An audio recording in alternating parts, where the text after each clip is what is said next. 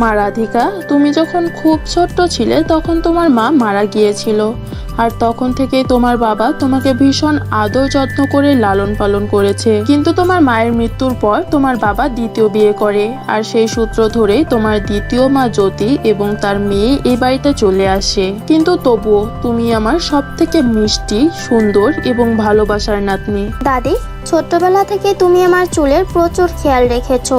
এত সুন্দর লম্বা ঘন কালো চুলের কারণেই আমাকে এত সুন্দর দেখায়। এসেছে বড় সুন্দর চুলওয়ালা। রানী, তোকে কতবার বলেছি নিজের চুলগুলোর একটু যত্ন নে। রাধিকার মতো সুন্দর লম্বা লম্বা চুল বানা। দেখো চুলগুলো কত লম্বা ঘন কালো। কিন্তু তুই বেড়ানোর থেকে ছুটি পাবে তবেই তো নিজের চুলের দিকে খেয়াল করবি, তাই না? আরে মা, কি ফালতু বকবক করছো? তুমি কি দেখোনি ওর চুলগুলো ছোটবেলা থেকেই সুন্দর? তো এতে আমার কি দোষ? আমি তো বুঝতে পারি না। যদি রাধিকার জন্য যে সম্বন্ধ দেখেছিলাম, ওরা রাধিকাকে পছন্দ করেছে, আর ওরা আগামী মাসেই বিয়ের কথা বলছে। তোমরা এখানে একটু দাঁড়াও, আমি রাধিকাকে এই খুশির খবরটা দিয়ে আসি।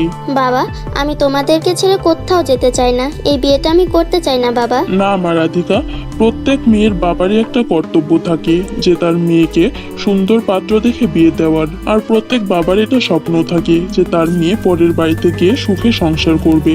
আর তোর হবু শ্বশুর অনেক বড় গুণীমানী একজন ব্যবসায়ী। ওর ছেলের সঙ্গে তুই খুব ভালো থাকবি। ঠিক আছে বাবা, যেমনটা তুমি বলবে। দেখ একবার, রাধিকার বাবা ওর মেয়ের জন্য সাহেবের বাড়ি থেকে সম্বন্ধ নিয়ে এসেছে।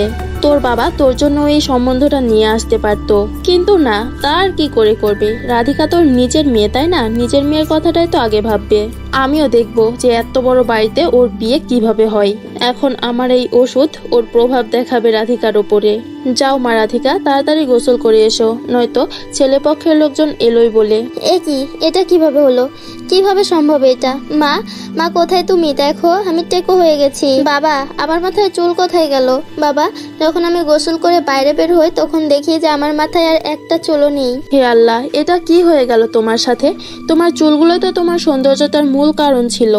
তুমি তো টেকো হয়ে গেছো, এখন কে করবে তোমাকে বিয়ে? হে খোদা, আমার মেয়ের সঙ্গে এটা কেন করলে? আমার মেয়ে তো কখনো কারোর খারাপ করেনি, তবুও তুমি ওর সঙ্গে এটা কি করলে? মা, আমি কোনো টেকো মেয়ের সঙ্গে বিয়ে করতে পারবো না। রাধিকাকে দেখে তো আমার প্রচন্ড চিন্তা হচ্ছে। এখন আমার মেয়ের সঙ্গে বিয়ে কে করবে?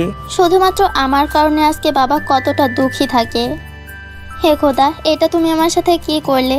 আজ প্রত্যেকে আমাকে ঘৃণা করে। শুধুমাত্র আমার কারণে আমার বাবা সব সময় দুঃখী থাকে। আমার বাবার মাথা